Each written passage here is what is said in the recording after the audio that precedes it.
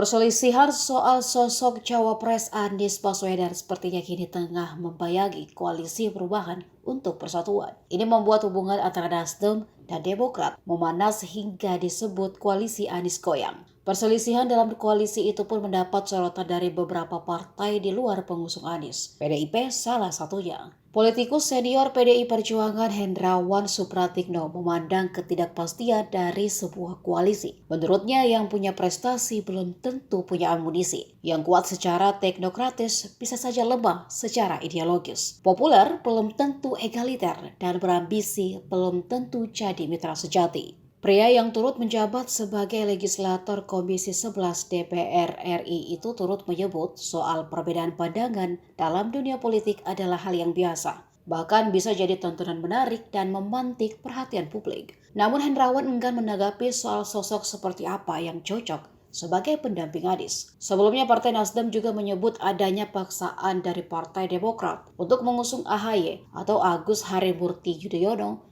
sebagai bakal calon wakil presiden Anies Baswedan.